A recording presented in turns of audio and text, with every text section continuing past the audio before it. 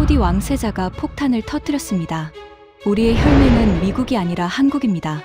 미국이 발칵 뒤집혔습니다. 트럼프는 즉각 항해 전화를 걸었고 일본은 380억 달러 투자 철회를 위협했습니다. 중국은 긴급 외교 회의를 소집했고 영국과 프랑스는 성명조차 내지 못했습니다. 하지만 가장 경악한 건 미국이었습니다. 세계 최강대국을 제치고 한국을 선택한 이유, 지금부터 그 충격적인 전말을 공개합니다. 시작하기 전 구독과 좋아요, 그리고 대한민국 화이팅 댓글로 한국을 응원해주세요. 지금으로부터 며칠 전 사우디아라비아 리야드 왕궁의 초대형 프레스센터에 전 세계 78개국에서 날아온 3,200명의 기자들이 숨도 제대로 쉬지 못한 채 빽빽하게 들어차 있었습니다. CNN, BBC, 알자지라, NHK까지 내로라 하는 글로벌 언론사의 앵커들이 상기된 얼굴로 생중계에 카메라를 움켜쥐고 있었죠. 뉴욕 증권거래소의 전광판이 일시 정지되었고 런던 금융가의 트레이더들은 모니터 앞에 얼어붙었습니다. 도쿄 증시는 개장 직후 거래가 사실상 멈춰버렸고 전 세계 원유 선물 시장은 배럴당 47달러가 폭등하며 사상 초유의 혼란에 빠져들었습니다. 무함마드 빈 살만 왕세자 전하께서 준비된 연설문을 옆으로 밀어버리신 채 전 세계를 향해 던진 단 한마디가 지구의 모든 시계를 멈춰버렸기 때문입니다. 우리 사우디아라비아가 국가의 명운을 걸고 선택한 유일무이한 혈맹은 미국도 중국도 일본도 아닙니다. 바로 대한민국입니다. 한국은 우리에게 피를 나눈 형제입니다. 3,200명의 기자들이 동시에 벌떡 일어섰습니다. 카메라 플래시가 폭격처럼 터져 나왔고 미국 CNN의 수석 특파원은 생방송 도중 마이크를 떨어뜨렸습니다. 일본 NHK 기자는 통역기를 귀에서 빼내더니 옆에 앉은 동료의 얼굴을 멍하니 쳐다보았죠. 그 순간 워싱턴에서는 국무부 대변인이 긴급 브리핑을 소집했고 도쿄, 외무성에서는 비상등이 켜졌습니다. 하지만 전 세계가 경악하고 있을 때 프레스센터의 가장 구석진 자리에서 두 주먹을 불끈 쥔 채 뜨거운 눈물을 참고 있던 남자가 한 명 있었습니다. 바로 접니다. 저는 카림 알아르비, 사우디아라비아 왕실 의전실에서 28년을 복무한 부실장입니다. 28년이라는 세월 동안 저는 47개국의 정상과 외교관과 특사들을 왕궁에서 맞이하고 배웅해왔습니다. 미국 대통령의 거만한 악수부터 일본 총리의 계산적인 미소까지, 영국 왕실의 격식 있는 인사부터 중국 국가 주석의 무표정한 눈빛까지, 저는 그들의 진짜 얼굴을 왕궁이라는 무대 뒤에서 낱낱이 목격해온 사나이입니다. 그렇기에 저는 압니다. 왕세자 전하께서 왜 전 세계의 예상을 뒤엎고 대한민국이라는 네 글자를 선택하셨는지, 그 선택이 결코 즉흥적인 감정이나 정치적 계산이 아니라 28년간 축적된 피눈물, 나는 증거들 위에 세워진 가장 냉철하고도 뜨거운 확신이었다는 사실을 말입니다. 지금부터 제가 왕궁의 깊은 복도에서 두 눈으로 직접 목격한 그 충격적이고도 가슴 벅찬 진실을 낱낱이 공개하겠습니다. 여러분께서 이 이야기를 끝까지 들으신다면 왜 세계 최강대국 미국이 발칵 뒤집혔는지, 왜 교활한 일본이 380억 달러를 한 푼도 건지지 못하고 쫓겨났는지, 그리고 왜 대한민국이라는 나라가 얼마나 위대하고 경이로운 민족인지 뼛속 깊이 느끼시게 될 것입니다.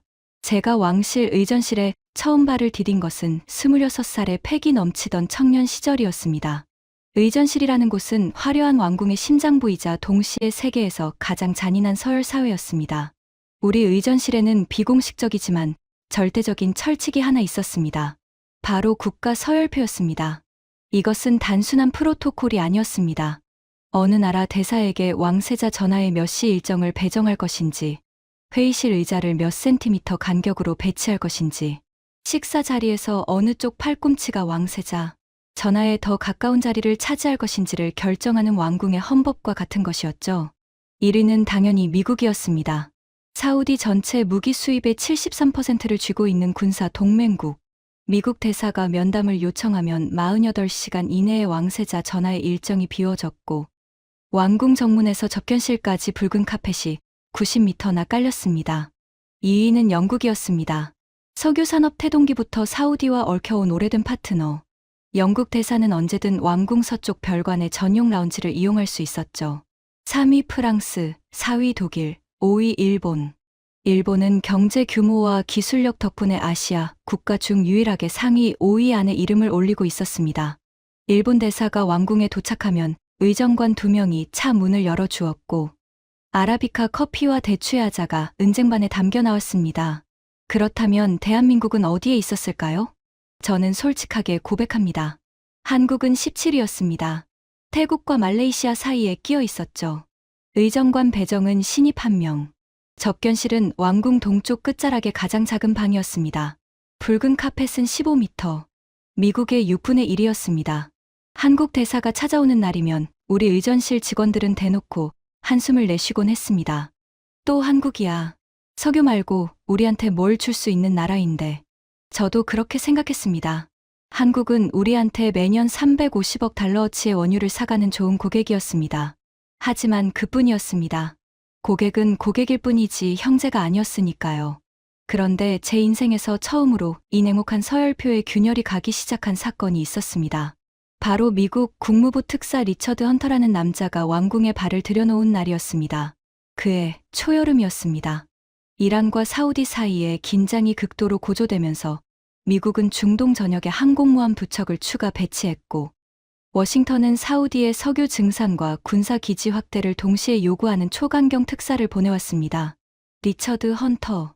은빛 머리카락을 올백으로 넘긴 180cm의 장신의 이탈리아제 맞춤 양복을 걸친 60대의 외교관이었습니다. 하지만 그의 눈빛은 외교관이라기보다는 채무를 회수하러 온 사채업자에 더 가까웠습니다. 헌터 특사가 리야드 킹칼리드 국제공항에 전용기로 도착한 순간부터 저는 불길한 예감에 사로잡혔습니다. 보통 외국 특사는 차에서 내리면 영접 나온 의정관에게 먼저 악수를 청합니다. 그것이 최소한의 예의이자 외교의 기본이죠.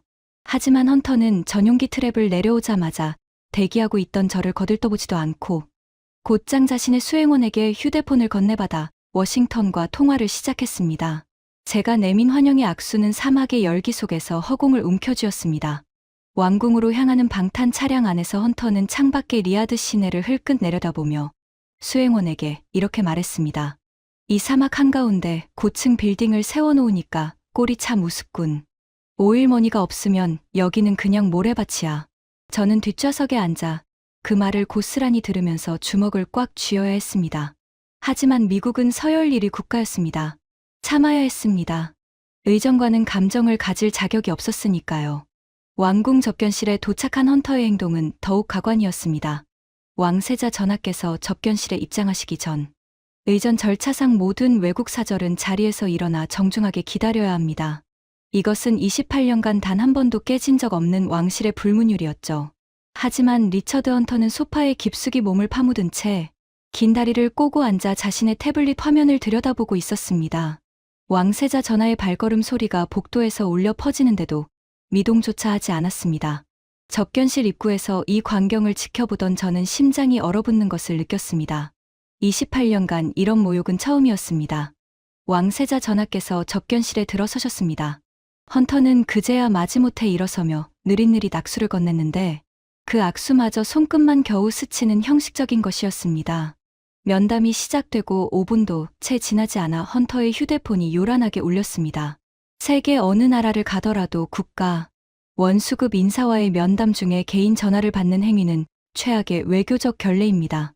저는 즉시 눈짓으로 그의 수행원에게 전화를 끊으라고 신호를 보냈습니다. 하지만 헌터는 오히려 왕세자 전하를 향해 검지를 세우며 이렇게 말했습니다. 잠깐, 워싱턴에서 온 전화야. 1분만. 왕세자 전하의 옆에 시립해 있던 왕실 수석 경호관의 눈빛이 순간적으로 번뜩였습니다. 접견실의 온도가 2도는 내려간 것 같았습니다. 왕세자 전하께서는 미간 하나 움직이지 않으신 채 묵묵히 기다리셨지만 저는 전하의 오른손 검지가 팔걸이를 미세하게 두드리는 것을 놓치지 않았습니다. 그것은 28년간 제가 체득한 전하의 분노 신호였습니다. 1분이라던 전하는 4분이나 이어졌습니다. 그 4분 동안 접견실의 공기는 사막의 한낮보다 뜨겁게 달궈지고 있었습니다. 전화를 끝낸 헌터는 사과 한마디 없이 곧장 본론을 꺼냈습니다. 전하, 본론만 말씀드리겠습니다. 미국은 사우디아라비아가 즉각 하루 150만 배럴의 석유 증산에 나설 것을 요구합니다. 그리고 동부 해안의 주바일 항구에 미 해군 제호함대의 추가 정박권을 허가해 주시길 바랍니다. 이것은 미국의 요청이 아니라 중동 안보를 위한 명령이라고 보시면 됩니다. 저는 귀를 의심했습니다. 독립주권국가의 최고 지도자 앞에서 명령이라는 단어를 사용하다니. 접견실에 배석한 사우디 외교부 차관의 얼굴이 벌겋게 달아올랐습니다. 왕세자 전하께서 잠시 침묵하신 뒤 무겁게 입을 여셨습니다. 헌터 특사, 사우디아라비아는 동맹국의 합리적인 요청에는 언제나 열린 자세로 임해왔소. 하지만 동맹이란 일방적인 명령과 복종의 관계가 아니오. 상호 존중이 전제되지 않는 동맹은 그저 식민 지배의 다른 이름일 뿐이오. 순간 헌터의 얼굴이 딱딱하게 굳었습니다. 자신의 요구가 거절당한 적이 별로 없는 사람의 표정이었죠. 그는 입꼬리를 비틀며 이렇게 쏘아붙였습니다. 전하, 감정적으로 나오실 필요 없습니다. 냉정하게 숫자를 봅시다. 사우디 전체 무기 수입의 73%가 미국산입니다. F-15 전투기 154대, 패트리엇 미사일 방어 체계, 이지스 구축함 기술 이전. 이 모든 것들의 유지보수 계약이 미국 손에 달려 있다는 뜻이죠. 우리가 부품 공급을 멈추면 사우디 공군은 2주 안에 활주로에 발이 묶입니다. 그래도 우리의 요청을 거절하시겠습니까? 그것은 외교적 대화가 아니었습니다. 노골적인 협박이었습니다. 접견실에 동석한 사우디 관료들의 얼굴에 치욕의 빛이 서렸습니다. 하지만 아무도 입을 열 수 없었습니다. 헌터가 내뱉은 73%라는 숫자는 부인할 수 없는 현실이었으니까요. 면담이 끝나고 헌터가 접견실을 나서는 순간 저는 그의 뒷모습을 바라보며 이를 악물었습니다. 그의 구두 밑창이 왕궁의 대리석 바닥을 톡톡 두드리며 울리는 소리가 마치 사우디의 자존심을 짓밟는 발소리처럼 들렸습니다. 그날 밤 저는 생각했습니다. 이것이 서열 1위 동맹국의 진짜 얼굴인가. 73%의 무기 의존도를 무기 삼아 독립주권, 국가를 하인처럼 부리려 드는 이 오만방자한 태도가 과연 동맹이라고 부를 수 있는 것인가. 하지만 분노와 좌절 속에서도 저는 차마 인정하지 않으려 했습니다. 미국이 아니면 누가 우리를 지켜줄 수 있겠느냐고. 서방 강대국 말고 사우디의 방패가 되어줄 나라가 이 지구상에 과연 존재하기는 하느냐고. 바로 그때였습니다. 헌터가 왕궁을 떠난 지 정확히 이틀 뒤, 저는 의전실 스케줄표에서 다음 접견자의 이름을 확인하다가 고개를 갸웃거렸습니다. 대한민국 통상교섭본부 특사 박진우, 서열 17위 국가의 특사. 의전 배정은 신입 의전관 1명의 접견실은 동쪽 끝 소회의실. 붉은 카페 15m. 저는 습관적으로 한숨을 내쉬며 중얼거렸습니다. 또 석유 계약 이야기겠지.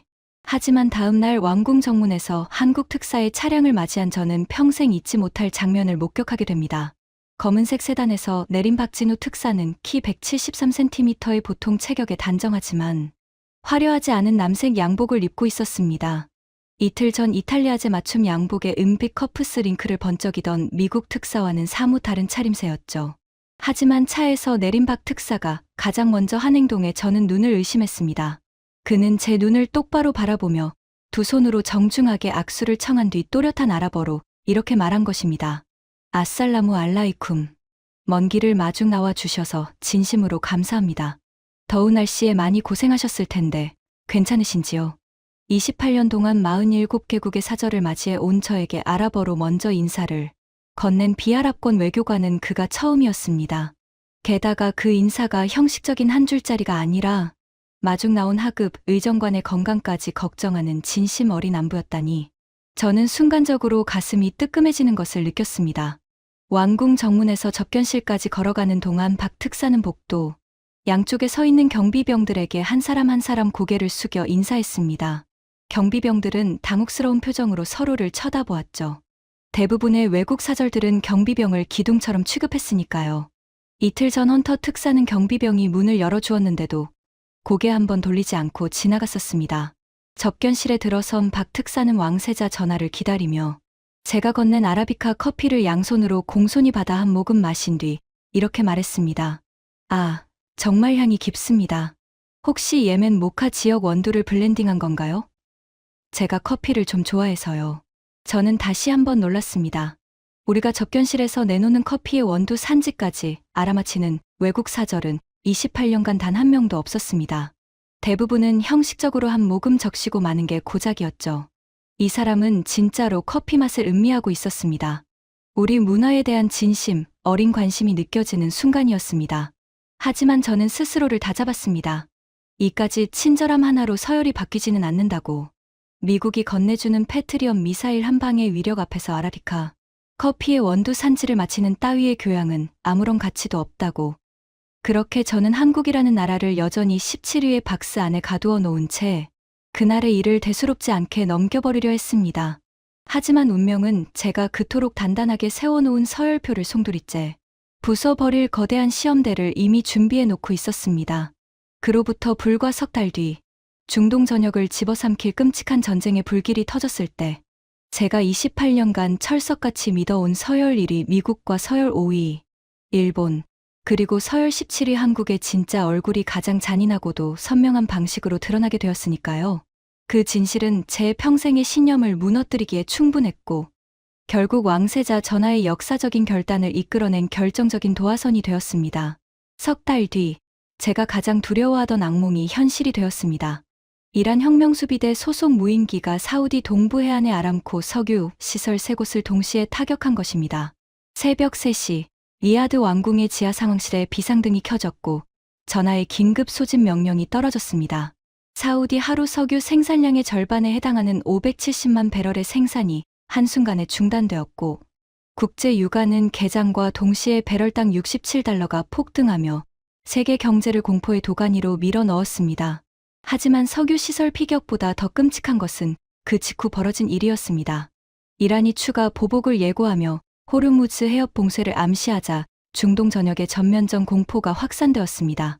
리야드 시내에서는 방공 사이렌이 울렸고 시민들은 물과 식량을 사재기하기 위해 마트로 몰려들었습니다. 아이들을 품에 꼭 끌어안은 어머니들의 공포에 질린 눈동자가 텔레비전 화면을 가득 채웠습니다. 바로 그때 저는 의전실 상황판에서 도저히 믿을 수 없는 광경을 목격했습니다. 공습 발생 4시간 만에 영국 대사관이 자국민 긴급 철수를 시작했습니다. 서열 2위, 석유산업 태동기부터 우리와 함께 온 100년 혈맹이라던 영국이 가장 먼저 짐을 쌌습니다. 영국 대사는 왕궁에 전화 한 통만 남겼습니다. 본국 지시에 따라 대사관 직원 전원을 바레인으로 이동시킵니다. 상황이 안정되면 복귀하겠습니다. 그 전화를 받은 외교부 직원의 손이 부들부들 떨리고 있었습니다. 100년 동맹이 4시간 만에 증발해버린 것입니다. 6시간 뒤에는 프랑스 대사관이 철수했습니다.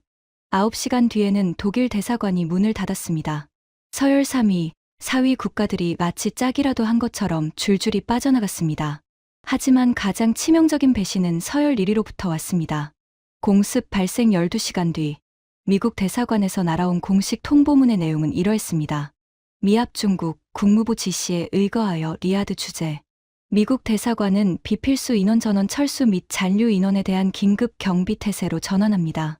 모든 비자 업무와 영사 서비스는 즉각 중단됩니다. 미국 시민권자의 안전이 최우선이며 사우디 현지 직원에 대한 안전 보장 의무는 미합 중국에 없음을 통보합니다. 저는 그 문서를 3번이나 다시 읽었습니다. 눈앞이 깜깜해졌습니다. 사우디 현지 직원에 대한 안전 보장 의무는 미합 중국에 없음. 이 한 줄이 제 가슴에 비수처럼 꽂혔습니다. 미국 대사관에서 20년 넘게 충성스럽게 일해온 사우디인 직원이 340명이었습니다. 그들 뒤에는 각각의 가족들이 있었습니다. 미국은 그 340명의 목숨을 한 줄짜리 통보문으로 버려버린 것입니다. 바로 그때였습니다. 리처드 헌터 특사가 대사관 철수 차량 호송을 위해 왕궁에 연락해온 것은 그는 방탄 차량 8대와 군 경호 병력을 왕궁에서 즉시 지원해달라고 요구했습니다. 자신들은 철수하면서 우리의 군사 자원까지 써달라는 뻔뻔함이었죠. 헌터는 전화 너머로 이렇게 말했습니다. 카림, 빨리 처리해. 우리 국민이 위험에 처해 있어. 사우디 직원들 문제는 나중에 니네 외교부가 알아서 해.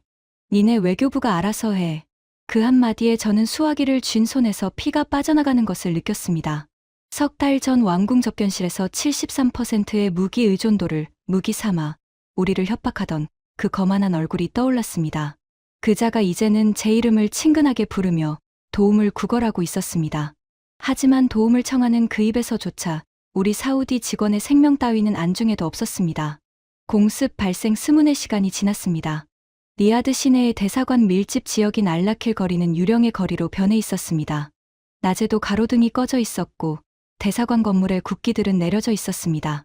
영국 대사관의 창문에는 두꺼운 합판이 덧대어졌고 프랑스 대사관의 정문은 철제 바리케이드로 봉쇄되어 있었습니다. 미국 대사관의 주차장에는 급히 버리고 간 차량 17대가 문이 열린 채 방치되어 있었죠. 마치 전쟁 영화의 한 장면 같았습니다. 하지만 그 유령의 거리 한가운데에서 유일하게 밝은 불빛을 환하게 밝히고 있는 건물이 하나 있었습니다. 대한민국 대사관이었습니다. 저는 두 눈을 의심했습니다. 서열 17위, 의전관 신입 1명, 붉은 카펫 15m의 그 나라가 미국도, 영국도, 프랑스도, 독일도 모두 도망친 그 지옥 한가운데에 불을 켜고 버티고 있었습니다. 그것도 대사관 정문에 태극기를 당당하게 펄럭이며 말입니다. 왕실 정보국을 통해 확인한 상황은 더욱 충격적이었습니다. 한국 대사관의 임성환 대사는 공습 발생 직후 본국으로부터 철수 권고를 받았지만 이를 정면으로 거부했습니다. 그가 서울의 외교부에 보낸 회신 전문이 우리 정보국에 포착되었는데 그 내용은 저희 숨통을 틀어막기에 충분했습니다. 리야드에는 현재 한국건설 근로자 1만 2천 명과 교민 4,700명이 체류 중입니다. 본관은 이들의 안전이 확보되기 전까지 이곳을 떠나지 않겠습니다. 대사관이 문을 닫으면 교민들은 버림받은 것이나 다름없습니다. 저는 대한민국 국민 1만 6,700명의 마지막 방패입니다. 철수는 교민 전원이 안전해진 후에 비로소 논의할 수 있는 사안입니다. 저는 대한민국 국민 1만 6,700명의 마지막 방패입니다. 이 한 줄을 읽는 순간 제 등골을 타고 차가운 전율이 번개처럼 내리쳤습니다. 서열 1위의 미국은 340명의 사우디 직원을 버리고 도망쳤는데 서열 17위의 한국 대사는 1만 6,700명의 자국민을 지키기 위해 폭격이 쏟아지는 전쟁터에 남겠다고 선언한 것입니다. 하지만 한국 대사관이 보여준 놀라운 행동은 그것이 끝이 아니었습니다. 공습 발생 36시간 뒤 리야드 남부의 산업단지에서 일하던 한국건설 근로자 8,500명이 소속 건설사의 긴급 연락을 받고 대피를 시작했습니다. 그런데 그들이 대피소로 이동하는 과정에서 예상치 못한 일이 벌어졌습니다. 건설 현장 인근에 살던 사우디 민간인 가족 370여 명이 대피 수단을 찾지 못해 길 위에서 갈 곳을 잃고 공포에 떨고 있었던 것입니다. 아이들은 울고 있었고 노인들은 주저앉아 있었습니다. 한국건설사의 현장 소장 정태환은 즉각 결단을 내렸습니다. 자사 소유의 대형 버스 12대와 트럭 15대의 사우디 민간인 가족들을 먼저 태운 것입니다. 한국 근로자들은 자신들의 대피 차량을 사우디 시민들에게 양보하고 본인들은 안전구역까지 4km를 떼약볕 아래에서 걸어갔습니다. 섭씨 48도의 살인적인 열기 속에서 무거운 안전장비를 짊어진 채 사막 도로를 묵묵히 걸어가는 한국 근로자들의 뒷모습. 그 장면을 왕실 정보국의 CCTV 화면으로 확인한 저는 의자에 앉은 채 온몸이 얼어붙었습니다. 그들은 자국민도 아닌 사우디 사람들을 먼저 살리기 위해 자신들의 목숨을 내걸었습니다. 명령받은 것도 아니고 보상을 기대한 것도 아니었습니다. 그저 눈앞에 겁에 질린 사람들이 있으니까. 그게 전부였습니다. 이 사실이 왕궁에 보고되었을 때 왕세자 전하께서는 한참 동안 아무 말씀도 없으셨습니다. 보고를 마친 정보국장이 조심스럽게 물러나려 하자 전하께서 낮지만 단호한 목소리로 말씀하셨습니다. 한국 대사관의 서열을 재검토하라. 28년 만에 처음 듣는 서열 변경 지시였습니다. 제 심장이 쿵 하고 떨어지는 것을 느꼈습니다. 하지만 그것은 시작에 불과했습니다. 서열표가 완전히 찢어져 나가게 될 사건이 그로부터 불과 며칠 뒤에 터졌으니까요. 전쟁의 불길이 간신히 잦아들고 리야드에 불안한 평화가 찾아온 지 한 달이 채 지나지 않았을 때였습니다. 왕실 경호국에서 의전실로 긴급 암호 전문이 떨어졌습니다. 내용을 확인한 순간 제 손에서 전문지가 바닥으로 떨어졌습니다. 왕세자 전하의 둘째 왕자 파이살 빈 무함마드 전하께서 리야드 외곽 사막 도로에서 중대한 교통사고를 당하셨습니다. 경호 차량과 대형 화물차의 충돌이었습니다. 14살의 어린 왕자는 심정지 상태로 킹파이살 전문병원 응급실로 이송되었고 담당 의료진은 다발성 장기 손상과 두개골 골절이라는 참혹한 진단을 내렸습니다. 왕세자 전하께서 병원에 도착하셨을 때 수술실 앞 복도의 공기는 죽음의 냄새가 진하게 배어 있었습니다. 소독약과 철 냄새가 뒤섞인 그 무거운 공기 속에서 전하의 부인이신 왕비 전하께서 바닥에 주저앉아 소리 없이 오열하고 계셨습니다. 경호실장의 보고에 따르면 왕세자 전하의 두 손이 눈에 띄게 떨리고 계셨다고 합니다. 세계에서 가장 강력한 왕실의 수장도 자식 앞에서는 무력한 한 명의 아버지일 뿐이었습니다. 킹파이살 전문병원의 수석 외과의는 고개를 푹 숙인 채 냉혹한 소견을 올렸습니다. 전하, 현재 사우디의 의료 기술과 장비로는 이 수준의 복합수술을 시행할 역량이 부족합니다. 72시간 내에 해외의 세계 최고 수준 병원으로 이송하지 않으시면 왕자 전하의 생명을 장담할 수 없습니다. 72시간. 3일. 사막의 시간은 평소에도 느리게 흘렀지만 그 순간만큼은 모래시계가 쏟아지는 소리가 천둥처럼 크게 울렸습니다. 왕궁 비서실은 즉각 세계 최고의 의료기관들의 긴급 구조 요청을 타전했습니다. 가장 먼저 연락한 곳은 당연히 미국이었습니다. 메이오 클리닉, 존스홉킨스, 매사추세츠 종합병원. 사우디가 지난 40년간 천문학적인 의료 기부금과 연구 펀딩을 쏟아부었던 곳들이었습니다. 하지만 12시간 뒤 돌아온 답변은 피가 얼어붙을 만큼 차갑고 계산적인 것이었습니다. 메이오 클리닉의 답변은 이러했습니다. 환자의 현재 상태를 분석한 결과 다발성 장기 손상과 두개골 골절이 동시에 존재하는 복합 외상 수술의 성공 확률은 당원의 통계 모델 기준 22%입니다. 당원의 연간 수술 성공률 지표에 부정적 영향을 미칠 수 있는 고위험 케이스의 수용은 내부 심사위원회의 승인이 필요하며 현재 위원회 소집에만 최소 2주가 소요됩니다. 수술 성공률 지표의 부정적 영향. 죽어가는 14살 아이의 생명이 병원의 성적표에 마이너스가 될 수 있으니 받아들이기 어렵다는 말이었습니다. 저는 그 답변을 읽으며 속이 뒤집히는 것을 참아야 했습니다. 존스 호킨스의 답변도 다르지 않았습니다. 현재 해당 유형의 복합 외상 수술을 전담할 팀을 편성하기 위해서는 최소 10일의 준비 기간이 필요합니다. 또한 환자 이송 과정에서 발생할 수 있는 의료 사고에 대한 법적 면책, 조항 서명이 선행되어야 합니다. 독일 하이델베르크 대학병원은 아예 노골적이었습니다. 현재 당원의 외국인 환자 수용 쿼터가 이번 분기 한도에 도달하였습니다. 다음 분기 접수를 권장드립니다. 다음 분기. 3개월 뒤에 오라는 말이었습니다. 72시간 내에 수술하지 않으면 죽는 아이에게 3개월을 기다리라니. 세계 최고라 자부하는 서방의 의료 시스템은 14살 아이의 생명 앞에서 성공률과 쿼터와 법적 면책이라는 계산기만 두드리고 있었습니다. 왕궁에는 깊은 절망이 내려앉았습니다. 왕비 전하의 울음소리가 복도를 타고 흘러나왔고 왕세자 전하께서는 창밖을 응시한 채 미동도 않으셨습니다. 시간은 째깍째깍 잔인하게 흘러가고 있었습니다. 이미 18시간이 지나 있었습니다. 남은 시간은 54시간. 바로 그때 외교부 아시아국의 젊은 사무관이 숨을 헐떡이며 왕궁에 뛰어들어왔습니다. 그의 손에는 구겨진 팩스 용지 한 장이 들려 있었습니다. 전하, 한국에서 답이 왔습니다. 한국, 서열 17위. 의료 분야에서 한국을 떠올린 사람은 아무도 없었습니다.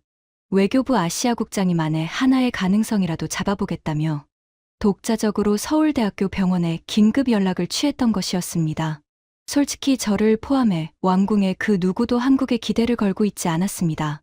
하지만 팩스 용지의 내용을 읽은 순간 접견실에 있던 모든 사람의 시선이 그 구겨진 종이 한 장에 못 박혔습니다. 서울대학교 병원 외상외과 하정민 교수입니다. 전달받은 의료 기록을 방금 의료진 전원과 긴급 검토 완료했습니다. 수술은 가능합니다. 아니, 반드시 해내겠습니다. 성공률이 22%라고요? 그건 포기할 이유가 아니라 78%를 우리 손으로 채워야 할 이유입니다. 14살 아이의 목숨을 숫자로 재단하는 것은 의사가 할 일이 아닙니다.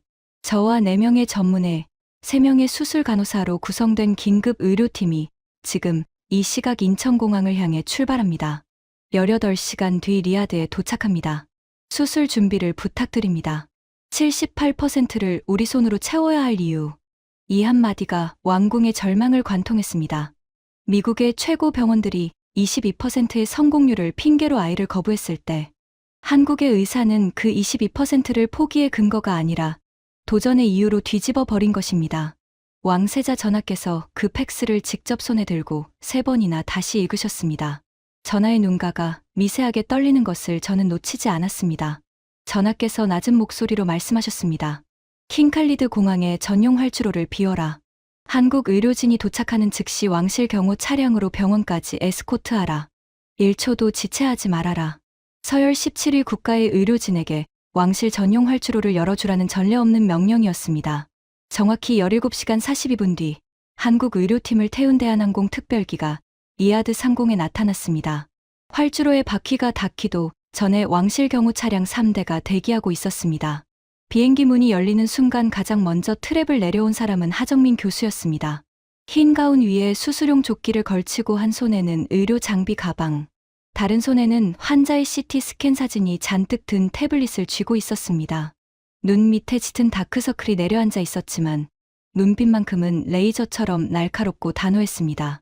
하 교수는 트랩을 내려오며 마중 나온 킹파이살 병원의 사우디 의료진에게 아랍어가 아닌 영어로 하지만 어떤 아랍어보다도 뜨거운 한마디를 던졌습니다. 아이가 지금 어디 있습니까? 바로 데려가 주십시오. 비행기 안에서 CT를 98번 봤습니다. 1분이 아깝습니다. 비행기 안에서 CT를 98번. 18시간의 비행 동안 그는 잠도 자지 않고 14살 왕자의 몸 구석구석을 머릿속에 완벽히 새겨넣고 있었던 것입니다.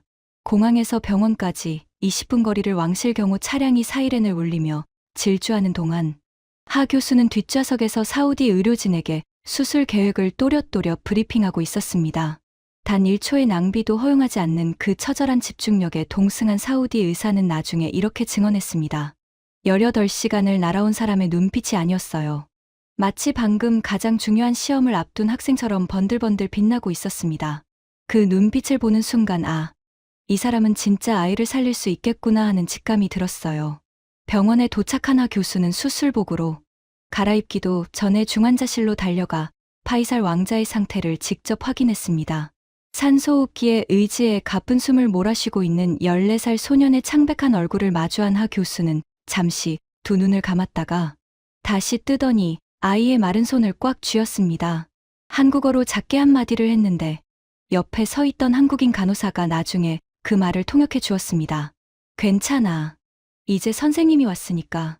의학 용어도 통계 수치도 면책 조항도 아닌 그냥 따뜻한 한마디. 미국 병원들이 22%의 확률표를 들이밀며 문을 닫았을 때 한국 의사는 아이의 손을 잡고 괜찮다고 말해 주었습니다. 저는 중환자실 유리창 너머로 그 장면을 지켜보며 목 안쪽이 뜨겁게 타들어가는 것을 느꼈습니다. 수술은 14시간 동안 이어졌습니다. 왕궁 전체가 숨을 멈추고 기다렸습니다. 왕세자 전하께서는 수술실 바로 앞 대기실에서 한 번도 자리를 뜨지 않으셨습니다. 저도 복도의 차가운 벤치에 앉아 벽시계의 초침 소리를 세며 밤을 새웠습니다. 수술 8시간째 수술실에서 나온 보조 간호사가 상황을 전했습니다. 두개골 봉합 완료. 현재 복부 장기 손상 부위 수복 진행 중. 하 교수님이 물도 마시지 않고 계속 수술 중이십니다. 수술 12시간째. 또 한 번 보고가 왔습니다. 출혈량이 예상보다 많아 추가 수혈이 필요합니다. 한국 의료팀의 수술 간호사 김영주 씨가 자신의 혈액형이 일치한다며 직접 400cc를 헌혈하겠다고 자원했습니다. 자신의 피를 환자에게 수혈하겠다고 자원한 간호사. 이 이야기를 전해 들은 왕비 전하께서는 기도하던 두 손을 가슴에 모으고 소리 없이 눈물을 흘리셨습니다. 그리고 수술 시작 14시간 13분 만에 수술실의 붉은 등이 꺼졌습니다. 문이 열리고 수술복이 땀으로 흥건하게 젖은 하정민 교수가 걸어 나왔습니다. 마스크를 내린 그의 얼굴에는 극도의 피로와 함께 미세한 미소가 번지고 있었습니다. 전하, 수술은 성공적으로 끝났습니다. 왕자 전하는 완전히 의식을 회복하셨습니다. 한 달 정도 재활치료를 받으시면 뛰어놀 수 있게 될 겁니다. 그 순간 왕세자 전하께서 28년간 제가 한 번도 보지 못한 행동을 하셨습니다. 전하께서 하 교수에게 다가가시더니 두 팔로 그를 꼭 끌어안으신 것입니다. 사우디 왕실의 최고 수장이 외국인 의사를 포옹하는 것은 전례가 없는 일이었습니다. 전하의 어깨가 미세하게 떨리고 계셨습니다. 복도에 있던 왕실 관계자들, 경호원들, 그리고 저까지 모두가 그 자리에서 뜨거운 눈물을 쏟았습니다. 하지만 이야기는 여기서 끝이 아닙니다. 수술 후 한 달간의 회복 기간 동안 벌어진 일은 저희 한국에 대한 마지막 남은 편견까지 완전히 무너뜨렸습니다. 한국 의료팀의 수술 간호사 김영주 씨는 귀국하지 않았습니다. 왕자의 재활이 끝날 때까지 곁에 남겠다고 자원한 것이죠. 그녀는 매일 아침 파이살 왕자의 병실에 출근하여 재활 운동을 도왔고 아이가 병원 식사를 힘들어하자 직접 한국식 죽을 만들어 먹여주었습니다. 아이가 지루해하면 한국 만화를 보여주며 한국어 단어를 가르쳐 주었고, 밤마다 아이가 악몽에 시달리며 깨어날 때면 침대 옆에서 아이의 이마를 쓸어주며 밤을 새웠습니다. 퇴원하는 날, 파이살 왕자는 휠체어에서 스스로 일어나 김영주 간호사에게 뒤뚱뒤뚱 걸어갔습니다. 그리고 두 팔로 그녀를 꼭 끌어안으며 한 달 동안 몰래 연습한 한국어 한 마디를 말했습니다. 누나, 고마워요. 한국 좋아해요. 왕비 전하께서 그 모습을 보시고 하염없이 눈물을 흘리시며 김영주 간호사의 손을 양손으로 꼭 쥐셨습니다. 당신은 제 아들의 생명의 은인입니다. 이 은혜는 사우디 왕실이 존재하는 한 영원히 잊지 않겠습니다. 이 감동적인 이야기가 왕실 내부에서 조용히 전해지면서 한국에 대한 왕궁의 인식은 근본적으로 뒤바뀌기 시작했습니다. 하지만 진정한 시험대는 아직 남아 있었습니다. 감동과 은혜만으로는 국가 간의 서열이 바뀌지 않습니다. 진짜 서열이 뒤집히려면 가장 잔인하고 냉혹한 국제 정치의 전장에서 한국이 어떤 선택을 하는지가 증명되어야 했습니다. 그리고 그 증명의 순간은 가장 교활하고 비열한 상대로부터 찾아왔습니다. 바로 일본이었습니다. 파이살 왕자의 기적적인 회복이 왕실을 감동으로 물들이고 있을 무렵, 도쿄에서 한 통의 두꺼운 외교 서한이 리야드로 날아왔습니다.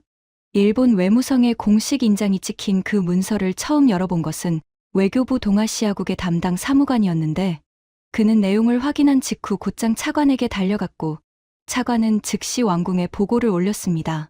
저는 의전실 부실장으로서 왕궁에 들어오는 모든 외교, 문서의 사본을 열람할 권한이 있었습니다. 그날 저녁 제 책상 위에 놓인 그 문서의 내용을 읽는 순간, 저는 눈을 의심하지 않을 수 없었습니다. 일본 정부의 요구는 이러했습니다. 다가오는 아시아 최대 규모의 국제 스포츠 행사에서 대회 공식, 지도에 한국의 영토인 독도를 일본의 고유 영토로 표기할 것이니, 사우디아라비아 역시 향후 모든 공식 외교 문서와 국가 지도에서 일본의 영유권 주장을 지지해달라는 것이었습니다. 그 자체로도 어처구니 없는 요구였지만, 진짜 소름 끼치는 것은 문서의 마지막 단락이었습니다.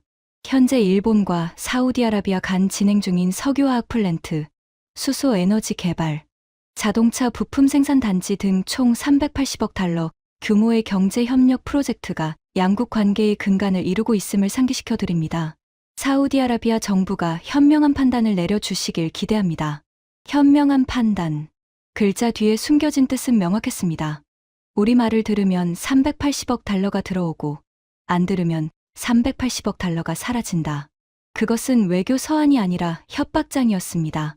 그로부터 이틀 뒤, 리야드 주재 일본 대사관의 수석 공사 야마구치 게니치가 왕국 면담을 요청해 왔습니다.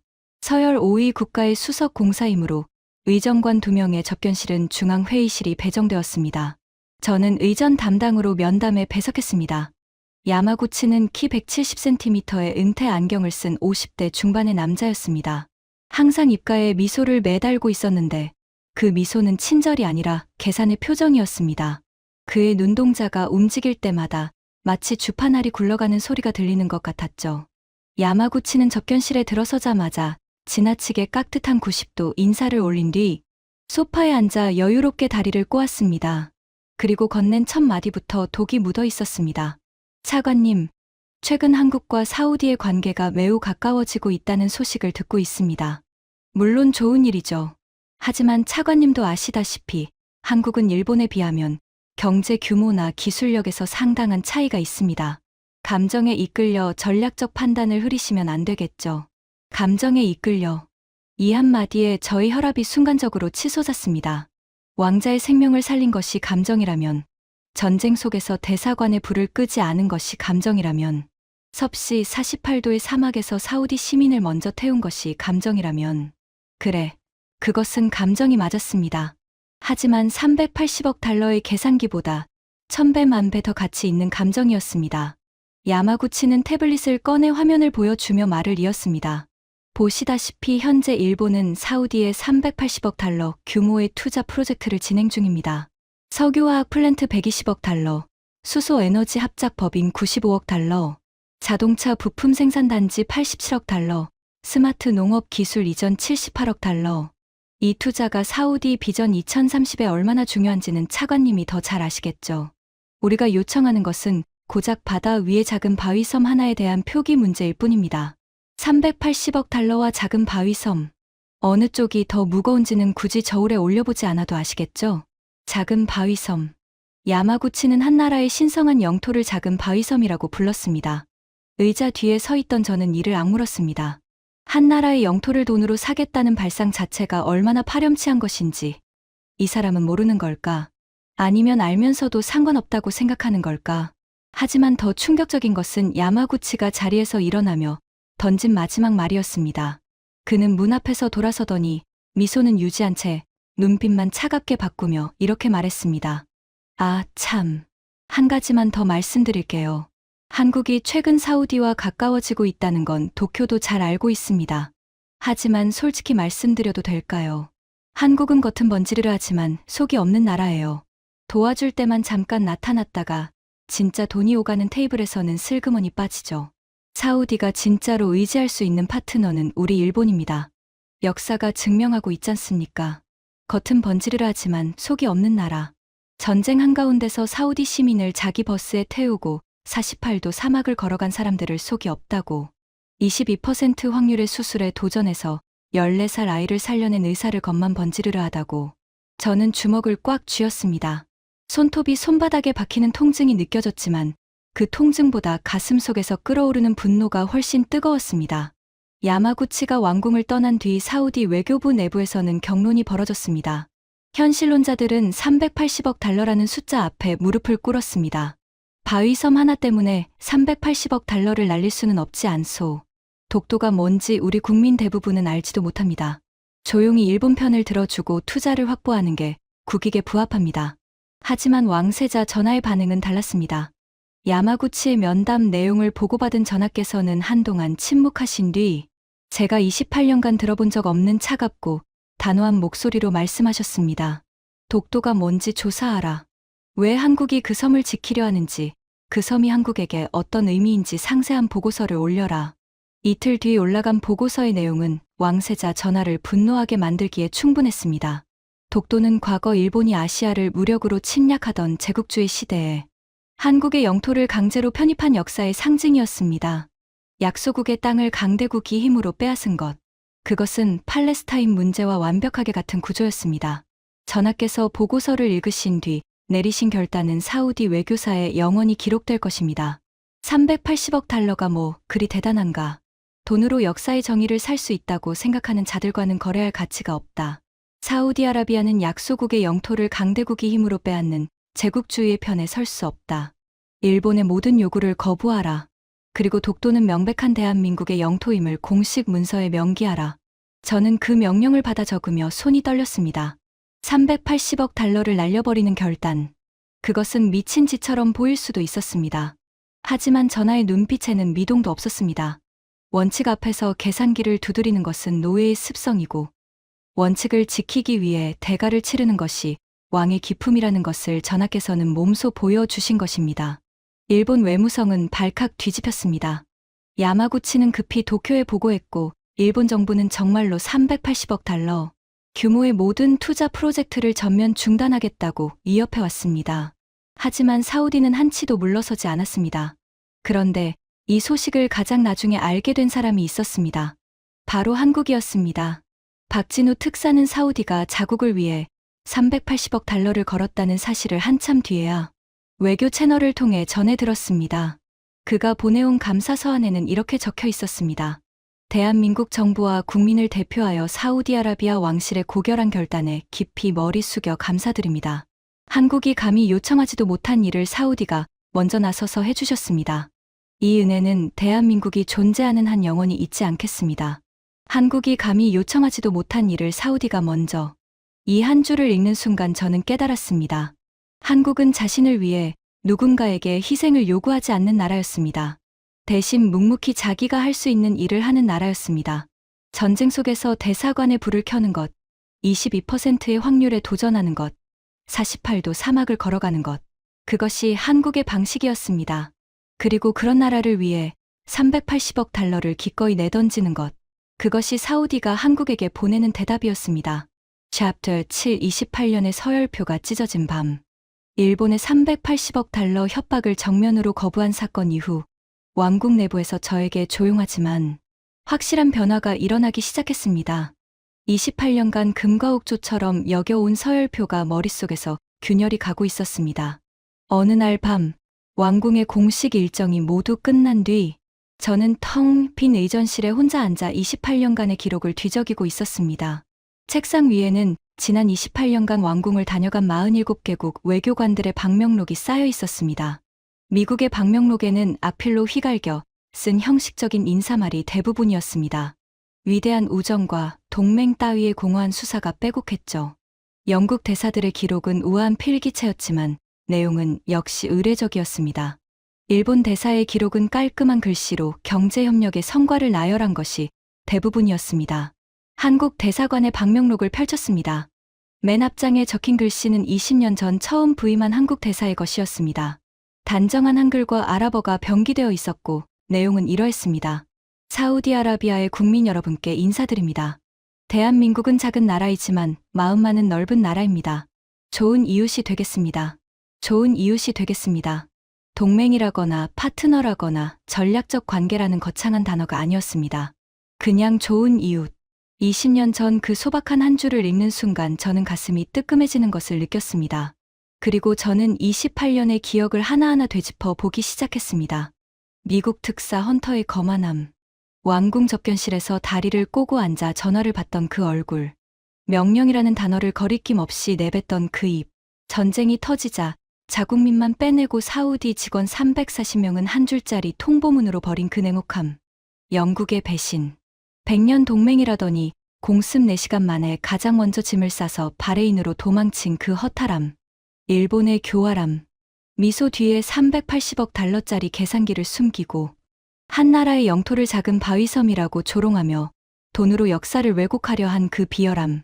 한국을 겉만 번지르르 하다고 깎아내리던 그 도끼 서린 눈빛. 그리고 한국. 아랍어로 먼저 인사를 건넨 특사. 경비병들에게 한 명 한 명 고개를 숙인 그 남자. 전쟁 한가운데에서 대사관의 불을 끄지 않고 저는 16,700명의 마지막 방패입니다라고 선언한 대사. 48도 사막에서 사우디 시민을 먼저 태우고 본인들은 걸어간 건설 근로자들. 22%의 확률을 78%를 채워야 할 이유로 뒤집어 버린 의사.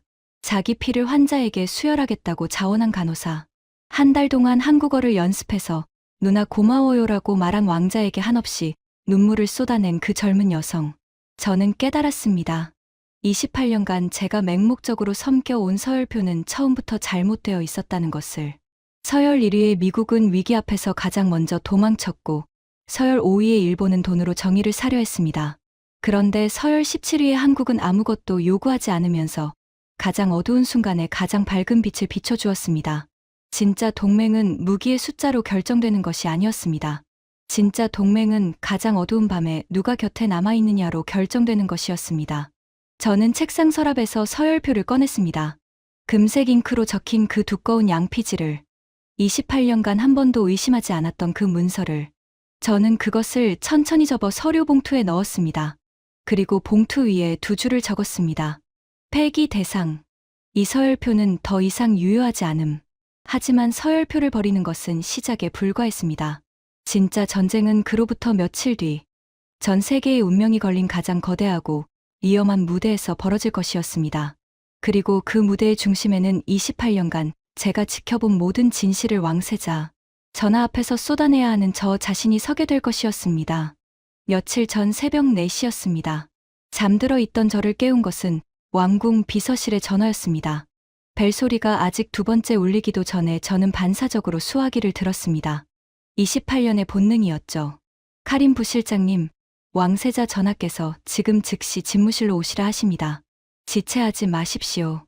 전화를 끊고 침대에서 벌떡 일어나는데 다리에 힘이 풀리는 것을 느꼈습니다. 새벽 4시에 긴급 소환.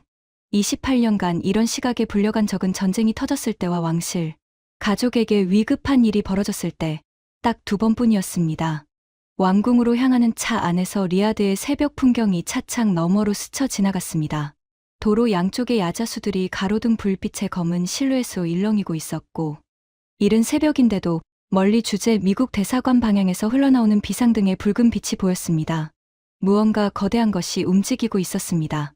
라디오에서는 이란과 이스라엘 간의 군사적 충돌이 임계점에 달했다는 속보가 쉬지 않고 흘러나왔습니다. 호르무즈 해협 봉쇄 가능성이 90%를 넘었다는 분석이 나오자 국제 유가는 또다시 폭등 중이었습니다. 왕궁에 도착했을 때 저를 맞이한 것은 이례적으로 삼엄한 경비였습니다. 평소 2명이던 정문 경호원이 8명으로 늘어 있었고 집무실로 향하는 복도에는 완전 무장한 왕실 특수경호대원들이 3m 간격으로 도열해 있었습니다. 그들의 눈빛이 말해주고 있었습니다. 오늘 밤은 보통 밤이 아니라고. 집무실의 묵직한 참나무 문을 열고 들어선 순간 저는 왕세자 전하의 모습에 가슴이 철렁 내려앉았습니다. 전하께서는 창가에 등을 보인 채 서 계셨습니다. 새벽빛이 아직 들지 않은 유리창에는 리아드 시내의 불빛들이 보석처럼 흩뿌려져 있었고 전하의 어깨 너머로 멀리 피격당한 건물에서 피어오르는 연기가 아직도 하늘을 더럽히고 있었습니다. 전하께서 돌아보셨습니다. 깊게 패인 주름 사이로 며칠간 잠을 주무시지 못한 피로감이 역력했지만 두 눈만은 숯불처럼 뜨겁게 타오르고 있었습니다. 카림, 솔직하게 답하시오. 전하께서 저를 이름으로 부르신 것은 28년간 손에 꼽을 만큼 적었습니다. 그때마다 이어진 것은 사우디의 운명을 가를 가장 묵직한 질문이었습니다. 지금 이 순간 워싱턴에서는 이란과의 전면전에 우리를 끌어들이려 윽박지르고 있고 도쿄에서는 경제적 보복을 암시하고 있소. 이 세상에 진정으로 우리의 등을 맡길 수 있는 나라가 단 한 곳이라도 존재한다고 생각하시오? 저는 목구멍이 뜨거워지는 것을 느끼며 자세를 바로잡았습니다. 그리고 28년간 왕궁의 복도에서 접견실에서 상황실에서 두 눈으로 목격하고 가슴에 새겨온 모든 진실을 쏟아내기 시작했습니다.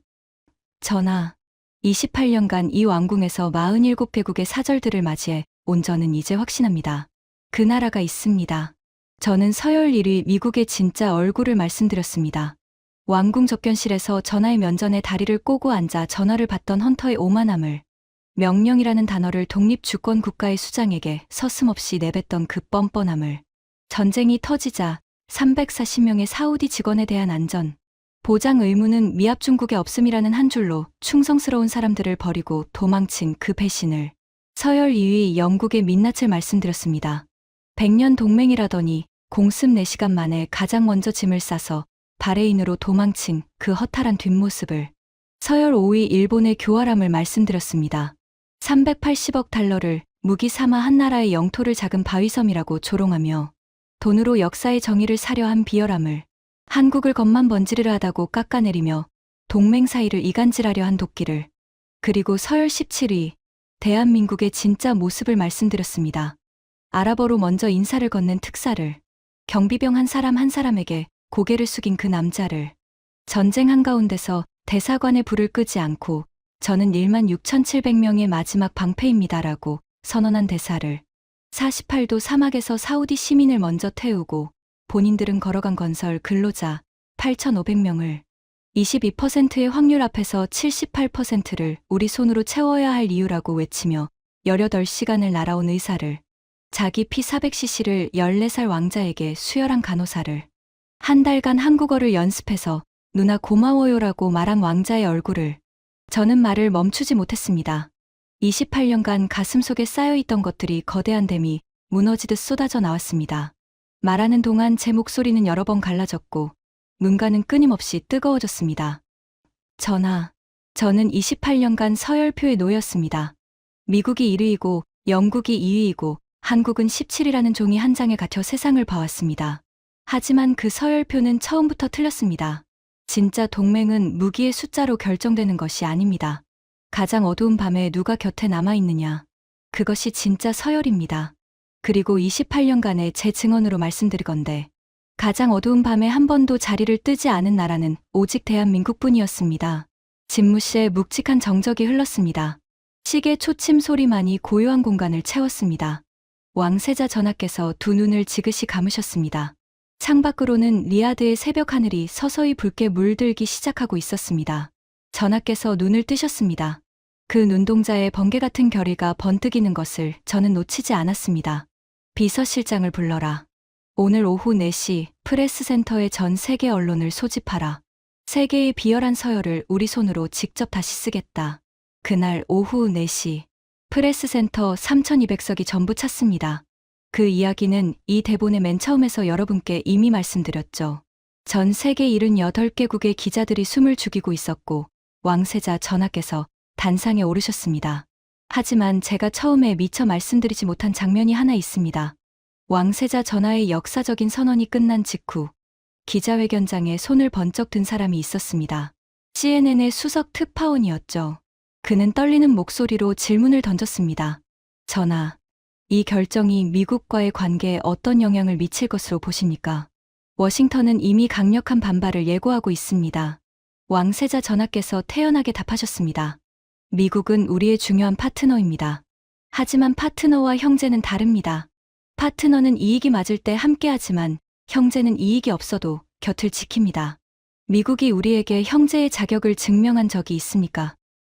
대한민국은 그것을 28년간 증명해 왔습니다. 프레스센터가 웅성거림으로 뒤덮였습니다. NHK 기자가 급히 손을 들었습니다. 전하, 일본과의 380억 달러 프로젝트는 어떻게 되는 것입니까? 전하께서 미소 없이 답하셨습니다. 돈으로 역사의 정의를 살 수 있다고 착각하는 나라에게 전해 주십시오. 사우디아라비아의 자존심은 380억 달러로도 살 수 없다고. 그리고 한국의 영토 독도는 명백한 대한민국의 영토임을 사우디 왕실의 이름으로 재확인합니다. NHK 기자의 얼굴이 창백하게 질렸습니다. 도쿄 외무성은 이 생중계를 보며 비상대책회의에 돌입했을 것입니다. 기자회견이 끝나고 20분 뒤 왕궁 비서실로 긴급 전화가 걸려왔습니다. 발신지는 워싱턴이었습니다. 미국 대통령이 직접 전화를 건 것이었습니다. 비서실장이 전화를 연결하자 스피커에서 흘러나온 목소리는 분노로 벌겋게 달아올라 있었습니다. 무함마드, 도대체 무슨 짓을 한 건가? 세계 최강대국인 미국을 제쳐놓고 한국을 선택한다고? 당신이 지금 무슨 짓을 하고 있는지 알기나 하나? 이건 사우디와 미국 양국 관계에 심각한 결과를 초래할 수 있어. 즉각 발언을 철회하기 바란다. 왕세자 전하께서는 수화기를 귀에 가져가신 뒤 잠시 침묵하셨습니다. 그리고 한마디만 남기셨습니다. 대통령 각하, 미국이 우리를 위해 사막에서 걸어준 적이 있습니까? 미국이 우리 아이의 목숨을 살려준 적이 있습니까? 미국이 380억 달러를 포기하면서까지 우리의 편에 서준 적이 있습니까? 한국은 그 모든 것을 해주었습니다. 단 한 번도 대가를 요구하지 않으면서요. 좋은 밤 되십시오. 그리고 전하께서는 전화를 끊으셨습니다. 비서실의 공기가 얼어붙었습니다. 세계 최강대국의 대통령에게 전화를 끊는 것은 국제 외교사에서 전례가 없는 일이었습니다. 하지만 전하의 표정에는 한 점의 흔들림도 없었습니다. 그날 밤, 기자회견의 여파가 지구 전체를 뒤흔들고 있었습니다. BBC의 수석 논설위원은 생방송에서 이렇게 평가했습니다. 이것은 세계 외교사가 다시 쓰인 날입니다. 미사일과 달러로 세상을 지배하려던 강대국들의 오만이 진심과 의리로 무장한 대한민국이라는 나라 앞에서 무릎을 꿇은 역사적 순간입니다. 한국은 총 한 발 쏘지 않고 세계 최대의 산유국을 완벽한 혈맹으로 만들어냈습니다. 전쟁 공포로 폭락하던 한국 증시는 왕세자의 선언 직후 기적적인 반등을 시작했습니다. 국제 육아 안정 기대감과 에너지 안보 확보 소식에 서울 여의도의 트레이더들은 화면 앞에서 눈물을 쏟았습니다. 그 모든 광풍이 휘몰아치는 동안 저는 텅 빈 프레스센터의 구석 자리에 혼자 앉아 있었습니다.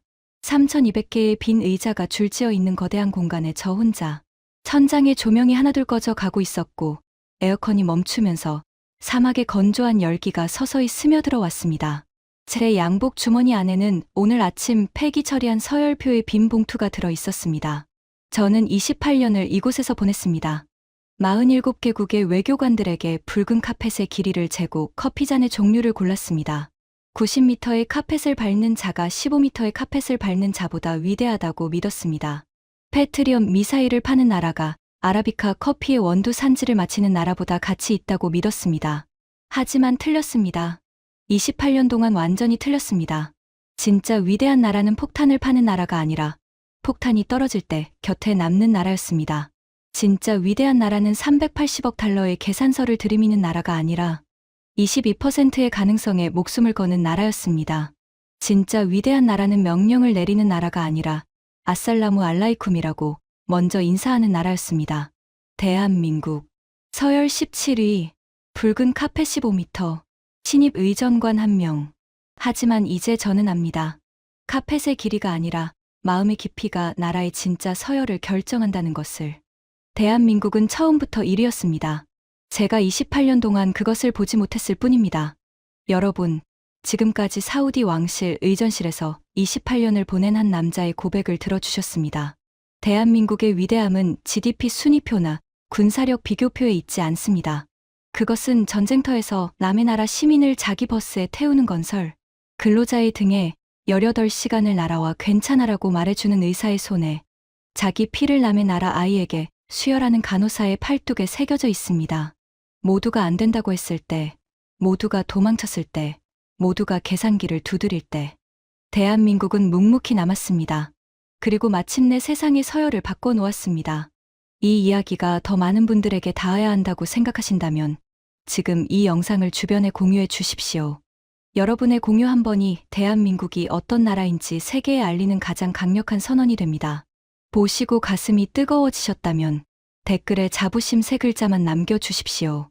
우리는 그런 대우를 받을 자격이 차고 넘치는 위대한 나라입니다. 지금까지 사우디 왕실 의전실 부실장이 28년간 목격한 충격적인 진실이었습니다. 대한민국의 위대함이 더 많은 분들에게 닿을 수 있도록 이 이야기를 널리 공유해주세요. 여러분의 공유 한 번이 대한민국의 진짜 가치를 세계에 알리는 가장 강력한 선언이 됩니다. 구독과 좋아요도 부탁드립니다. 지금까지 터칭 스토리였습니다. 감사합니다.